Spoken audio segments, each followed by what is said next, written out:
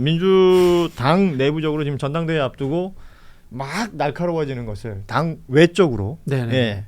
뭐 그 부분도 또 일리가 있어 보이는데 공교롭게 민주당 전당대회 관련된 이야기를 좀 해야 될 것 같습니다. 식순에 의해서 오늘 이제 본 경선에 진출하게 될 후보들, 그러니까 그야말로 이제 컷오프가 되는 거죠. 오늘 이제 본 경선에 나갈 후보들이 발표가 되는데 어제 발표했던 KSY 여론조사 요 내용을 좀 보도록 하겠습니다. 민주당 대표 적합도 조사였는데 정청래 후보가 25.7, 김민석 후보가 21.5, 오차 범위 내 접전입니다. 그리고 송영길 후보가 8%대로 쭉 빠져 있고 그 외에 고민정, 김보미 후보가 당대표 후보들 중에서는 저렇게 숫자가 나와요.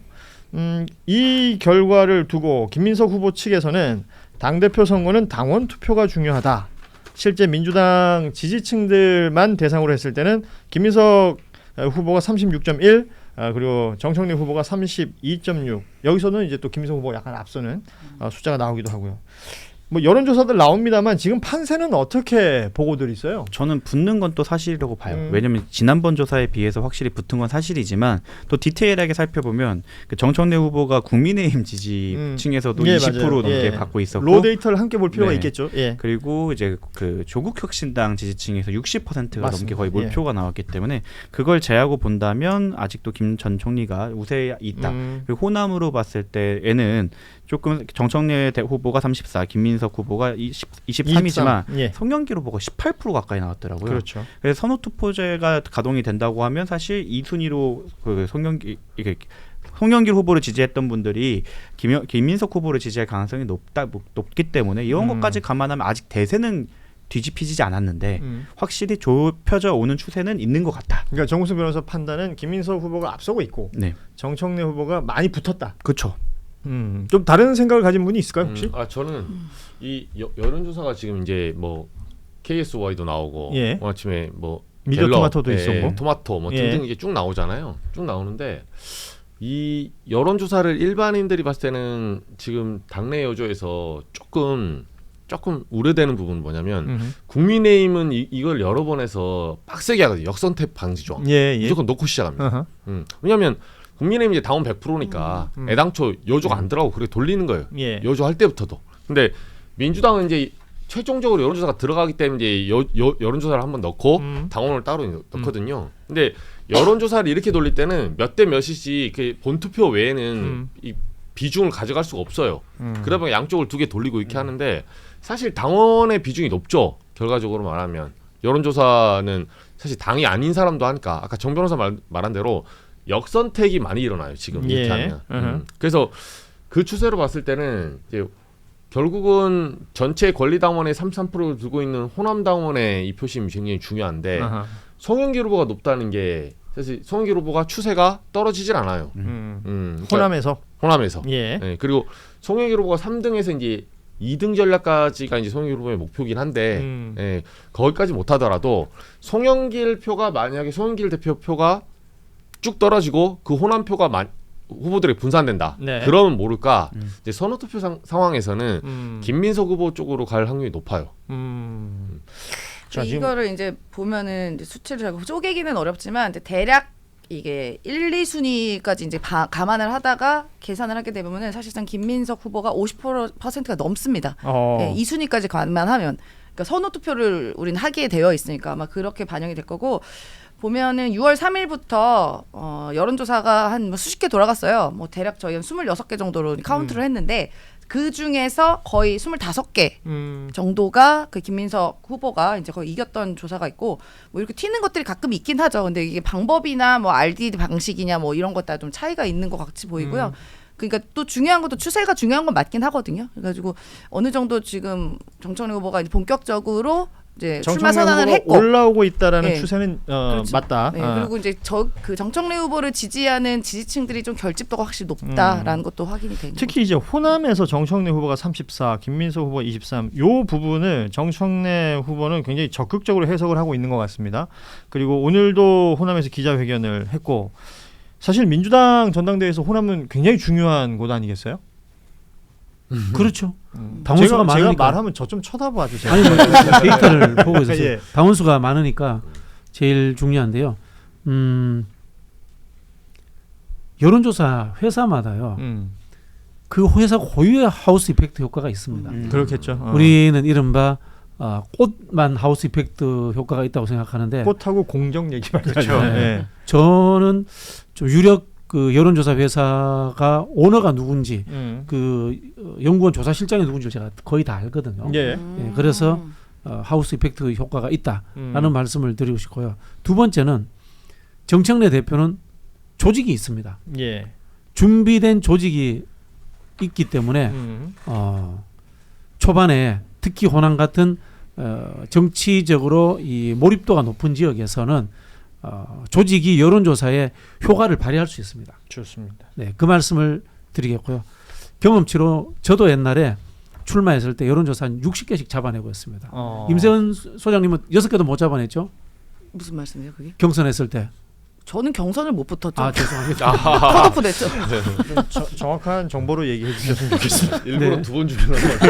소금을 쫙. 괜찮습니다, 이제. 그때 근데- 올라왔나? 경선했잖아. 이렇게 보시면 될 것 같아요. 그냥 여론조사가 정답이에요. 그 여론조사가 또 여론을 만들기도 예. 하잖아요. 그래서 초반에 후보들은 여론조사에 굉장히 민감해야 됩니다. 그리고 또 하나 말씀드리면은 이른바 이 초반에 당내 이데올로기가 강하다라는 그 속설에 집착하셔야 돼요. 예. 자, 지금 민주당의 문제는 이데올로기가 두 개가 작동하고 있어요. 예. 친명 정당이다라는 것과 검찰 개혁을 위한 강성 지지층이라는 것이 두 개 충돌하고 있는 정체성이 충돌하고 있어요. 근데 지금 초반에 이른바 이 정청래 후보는 본인의 이 기대 게임에 부응하고 있어요. 검찰 개혁을 위주로 한 강성 지지층이라는 그 게임에 조화롭게 조응을 해주는 거예요. 예. 근데 한 번씩 김민석 후보나 송영규 후보는 이 당은 친명 정당이라는 걸 때로 놓칠 때가 있어요. 그 이유도 알겠어요. 왜냐하면은 두 사람은 개인적인 자신감이 있는 거야. 대권 주자로서의 자신감, 정책 비전으로서의 자신감, 여러 가지 이슈들을 또 던지기도 한단 말이에요. 근데 대중은 한꺼번에 여러 가지 받아먹기 힘듭니다. 그래서 제가 두 분들한테는 말씀드리면은 이 당은 친명 정당이라는 정체성을 보다 강조하는 메시지를 초반에 거의 쏟아내야 됩니다. 사실은 여론조사를 오늘 저희도 이 자리에서 얘기하죠. 뭐 로 데이터를 본다, RDD가 어떻게 됐는지, 아니면 뭐 이게 ARS인지 아니면 전화 면접인지 등등의 이야기를 방송에서 참 많이 합니다만, 실제 여론조사를 소비하는 뭐 당원들이 됐건 아니면 일반 국민들이 됐건 그냥 숫자만 보잖아요. 몇 대 몇 이렇게 보지 않습니까? 지금 그 부분의 중요성을 얘기해 주신 것 같습니다. 그렇죠. 예. 자, 이런 상황들 속에서 여론조사 상황에서 정청래 후보는 추세가 중요하다, 흐름이 잡혀가고 있다라는 얘기를 계속 하면서 지금 분위기를 만들어가고 있고, 그러면 저 그거 하나 여쭤보고 싶어요. 순회 경선을 하면 네. 첫 순회 경선이 지금 이제 충청권에서 시작이 되지 않습니까? 거기서의 어떤 바람, 우리가 이제 2002년 노무현 바람을 알고 있기 때문에 그런 것들이 얼마나 또 중요한 것인가. 아주 크죠. 그걸 이른바 이제 초반 결정구죠. 프런트 로딩이라고 이야기를 하는데요. 미국에서 이제 오픈 프라이머리는 유엔포시나 아이오와 코카스에서 시작을 하잖아요. 예. 인구 2%밖에 안 돼요. 근데 거기에 일정을 3분의 1의 일정을 쏟아부어요. 2%에서 내가 1등으로 치고 나가면 이게 언론의 익스펙테이션 게임에 탄단 말이야. 그래가지고 1등 주자로 가는 거예요. 노무현 현상도 많은 분들이 광주를 이야기하는데 실제는 광주보다 울산이었어요. 울산이었죠. 예. 그게 자, 다 지나갔으니까 제가 이야기를 해드릴게요. 그 당시에 김대중 대통령 핵심부에서는 영남 후보론에 대해서 기대치를 가지고 있었어. 근데 과연 노무현이 될까? 또 다른 영남 후보가 있었던 거 아세요? 기억도 못하죠. 김중권 후보라고 있었습니다. 예, 울진. 김대중 예. 대통령의 비서실장을 비서실장이었죠. 했죠. 거기에도 큰 기대치를 갖고 예. 있었어요. 김대중 대통령이 영남 후보 중에 보수 온건인 김중권, 그다음에 좀 진보 개혁에 있는 노무현 누가 될까? 굉장히 울산을 쳐다보고 있었던 거예요. 근데 울산에서 노무현이 1등 해버린 거야. 야. 그때부터 노무현 바람이 광주로 옮겨오는 거예요. 광주의 시민들이 김대중 대통령이 평소에 민주당 쪽에 영남 후보에 관심이 많던데 누가 될까? 울산에 노무현 1등 하네? 그럼 노무현이야. 그렇게 가는 거예요. 그 바람이라는 게 있다. 그게 유명한 초반 결정 구조라는 이론인데 그래서 이번에도 충청권에서 처음 시작하는 건 이건 야로예요. 야로. 예, 전문 용어죠. 되게 고급적인 어떤 네. 정치 비평이 나오다가 야로로 마무리가 노무현 되네요. 현상을 가지고 수많은 논문들이 등장합니다. 거기에서 민주당이 대략 합의 본 게 있어요. 아래에서 위로, 동에서 서로, 인구가 작은 곳에서 많은 곳으로. 그래서 늘 제주에서 시작을 합니다. 그랬죠. 예. 그리고 울산 갑니다. 예. 그리고 몇 번 하다가 호남 쪽으로 왔다가 서울로 올라와요. 그렇게 근데 중간에 어떤 이야기가 있냐면 미국에 이제 슈퍼와이어리라고 하죠. 예. 그 큰 주들이 초반 결정 구조 때문에 인구는 많은데 사표가 되는 거예요. 수도권도 사표가 되는 거예요. 그래서 중간에 인천 한번 끼워넣자. 예. 이런 게 이론으로 나와요. 우리도 논문까지 있어요. 근데 그게 없이 뜬금없이 충청권이 들어온 거야. 깜놀. 예. 이례적이죠. 지금까지 뭐 시작은 모르겠지만 충청에 시작해서 충청 끝난 적은 없어요. 시작과 끝을 같은 지역에서 한 적은 없거든요. 근데 항상 거의 끝은 수도권, 서울 그랬었죠. 이런 예. 그쪽에서 하는데 이상하게 이번에는 뭐 그런 마지막 지점이 발표를 대전에서 또 발생했고, 하게 되니까. 예, 했고. 근데 이게 또 어떻게 보면은 뭐 어디선가는 어느 후보에게 유리하다라고 하지만 또 매우 불리할 수도 있는 게 이미 알고 있잖아요. 그분의 고향이 어딘지를. 근데 거기서 생각만큼 안 나오죠. 그러면 한계가 여기까지구나. 그것도 라고 이제 반대 효과가 있을 예, 수도 있다. 확인이 될 수 있는 예. 상황도 있다. 그러면 뭐 이 얘기를 좀 해보죠. 컷오프 오늘 나오니까 당대표 후보 5명 중에 3명 올라가잖아요. 이거 뭐 예상해야 되나? 이상한 결과가 나올 수도 있어요. 알 수 없어요. 이상한 결과라는 건 왜냐하면 뭐예요? 중앙위원 투표가 절반이잖아요. 50%잖아요. 예. 근데 중앙위원이 국회의원, 기초단체장, 그다음에 광역시도 의회장 또 저는 또 요즘 선정된 사람이 있어요. 또. 옛날에 중앙위원 많이 했는데 예. 요즘 안 시켜주더라고요. 그렇게 했는데 보통 과거에 옛날에 송영길 대표가 유력 후보인데 컷오프에서 탈락한 적도 있어요. 있었죠. 예. 알 수 없어요. 그럼 다행인 것은 이제 여론조사가 50%가 들어왔기 때문에 그 부분은 알 수 없는데 이제 중요한 건 이거 고민정 후보하고 김보미 후보하고 김보미 후보가 어느 정도 선전할 수 있는 거냐인데 현실적으로는 힘들 거다라고 보여지고 그 여기에서도 또 제도 문제를 제가 또 짚을 수밖에 없는데 선호 투표가 됐는데 컷오프를 해서 3인으로 고를 필요가 있나요? 이것도 또 그 제도 설계에서 이해가 안 되는 부분. 하긴 그렇죠. 2번 하게 되는 거네요. 예. 그렇죠. 컷오프를 보통 이제 선호 투표를 하는 이유가 컷오프 안 하기 위해서 선호 그렇죠. 투표를 하거든요. 네. 그러네요. 후보자들 근데 최고위원은 좀 너무 많이 나오지 않았습니까? 그렇죠. 이게 8명으로 추려지게 될 텐데 이거는 뭐 지금 우리가 여기서 예를 드는 것도 좀 웃길 것 같고 다만 그러니까 뭐 예를 들어서 당대표 후보를 누굴 지지하고 최고위원을 누굴 지지하고 이게 마치 무슨 세트처럼 움직이잖아요 지금. 그 구도는 나와 있는 거죠. 이상하게 페어링을 해놨더라고요. 아하. 근데 이제 이건 솔직히 지금 당원 주권주의라고 우리가 그걸 강조하는 정당에서 그런 식으로 페어링하는 게 맞나 싶습니다. 예를 들어서 정청래 후보를 지지하는 분은 뭐 최민희 의원 연결, 이성윤 후보 연결, 뭐 또 누구죠? 한민수 후보 연결하는데 아니에요. 정청래 후보 지지해도 다른 분 좋아할 수 있고 또 김민석 후보 지지해도 최민희 의원 좋아할 수 있거든요. 예. 근데 그걸 굳이 이렇게 딱 페어링 시켜가지고 무언가 이렇게만 해야 될 것 같은 강요. 약간 이게 오다 투표 아니냐. 그러니까 이런 얘기도 있는 거거든요. 그러니까 연생 뭐 얘기 나오는 것도 네. 지금 그렇게 마찬가지죠. 해석을 하고 계시고 예. 이 부분을 이정주 기자는 어떻게 봐요? 그러니까 그 약간 인위적인 런닝메이트를 지금 만든 건데 이게 이제 미국이나 유럽에서 런닝메이트 있는 이유는 인종이나 성별 그리고 연령을 보정하라고 있는 연합의 거예요. 정치. 예, 그러니까 이게 그 자체가 대연정을 시작하는 거예요. 내가 뭐 나이 많은 예를 들면 바이든 대통령이다. 그러면 이제 더 어린 카멜라 해리스는 데리고 그렇게 가는 거예요. 그러니까 젊은 여성이고 나보다 그리고 인종이 다른 서로 이제 보완제적 성격이 있거든요. 근데 지금 정청래 캠프를 보면 보완제가 아니라 더 뾰족하게 만드는 더 정청래 대표 후보에다가 최민희 의원 얹어버리면 이게 보완인가요? 예, 거의, 이성윤 의원까지. 예, 거의 원사이드로 이게 쫙 극으로 가는 거지 극으로. 네, 그 더더욱 이제 반 명의 이제 기수가 쫙 세워지는 거잖아요. 그렇게 해석이 될 며칠 수 전까지만 있다. 하더라도 자기는 친청형 없다, 모두 다 친명이다라고 주장했던 사람들이 이제는 친청이다. 그러니까 친청이니까 나랑 페어링 해주세요, 나랑 같이 뽑아주세요라고 주장하는 것 자체가 사실 앞뒤가 맞지는 않죠. 그리고 근본적인 최고위원 문제를 한번 지적하고 싶은데요. 예. 이재명 대표할 때 최고위원이 누구였냐면은 정청래 대표도 한 적이 예, 있고 수석 최고였죠, 김민석 당시. 최고위원도 예. 한 적이 있고 그런데 지금 이렇게 뽑으면은 저분들이 최고위원 맞나요?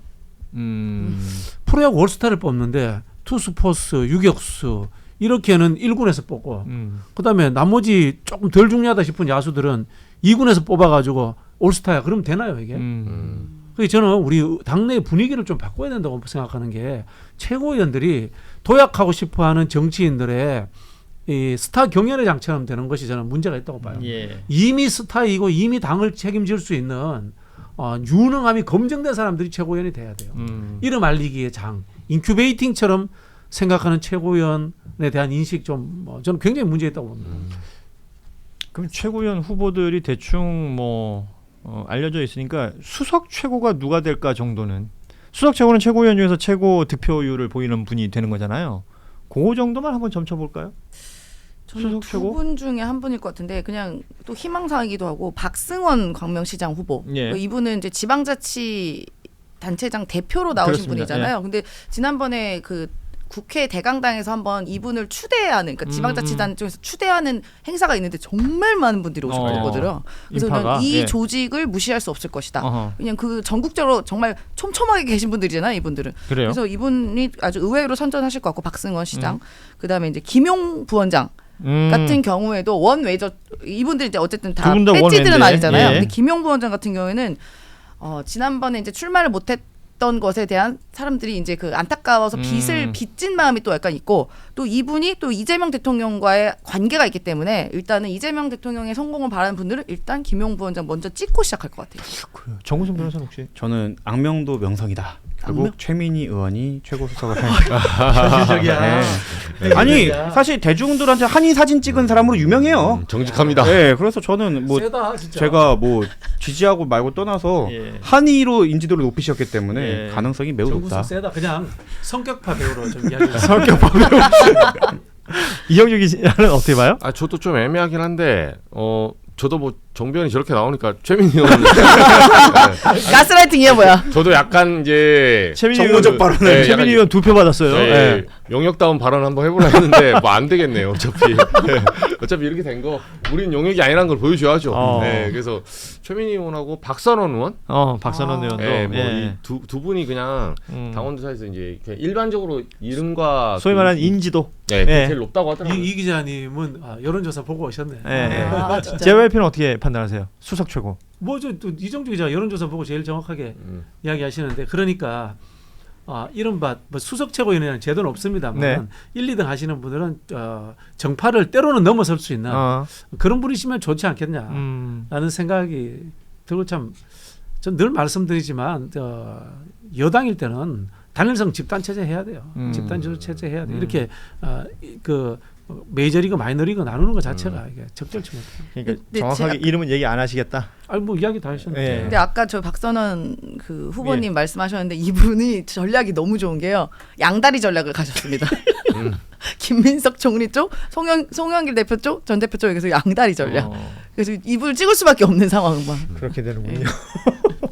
자, 민주당 오늘 전당대회 앞두고 예비 경선 결과가 나오게 되고요. 본경선 나가는 후보들이 정해집니다. 이제 이른바 컷오프가 진행되는데 그 이후에 후보들 정해지고 나면 어제 저희가 당대표 후보 중에서 송영길 후보가 출연을 했었고 정청래 후보 또 김민석 후보 등등 계속해서 지금 섭외 중입니다. 일정 조율이 쉽지가 않아서요.